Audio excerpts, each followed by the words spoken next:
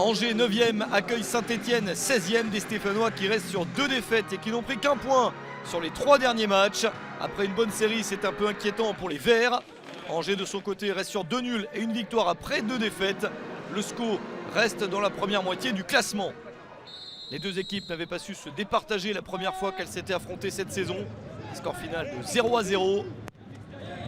Cette fois-ci, la physionomie est en faveur de Saint-Etienne. Les Verts attaquent avec Wabi Kazri très en forme. Le ballon de Kazri sauvé par Paul Bernardoni. Une première petite possibilité pour Kazri et pour Saint-Etienne. Et les intentions des joueurs de Claude Puel sont bien là. Stéphane Moulin est un petit peu inquiet car sa formation n'arrive pas à sortir de ses moitiés de terrain. Encore une chance pour Saint-Etienne. Avec ce ballon mal repoussé, Kazri s'en empare. La série de dribbles de Kazri, la belle accélération Kazri pour la finition de l'action. C'est manqué de peu, très belle conduite de balle. Et pour un joueur aussi technique, c'est un gros raté à la fin. Il marche sur le ballon, dommage pour Kazri. Saint-Etienne se procure les meilleures chances. Une de plus ici avec la possibilité de centre de Bouanga vers Kazri. La belle reprise de la tête et la parade spectaculaire de Paul Bernardoni. Une tête à bout portant sortie par le gardien angevin. Toutes les occasions sont pour Kazri, mais rien n'est passé dans cette première période.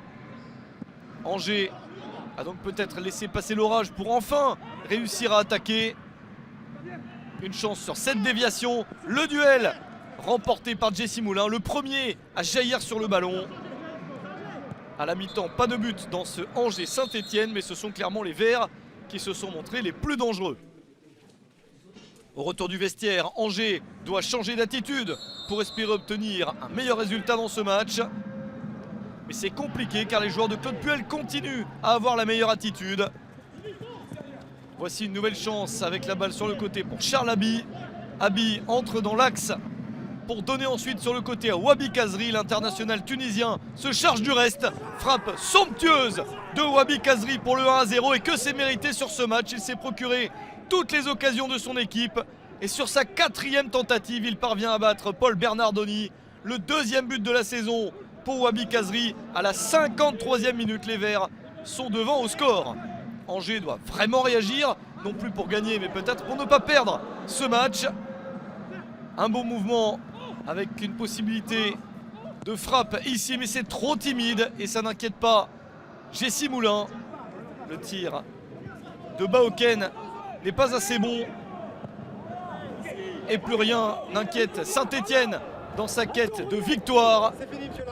Succès très important de Saint-Etienne, 1-0 sur le terrain d'Angers.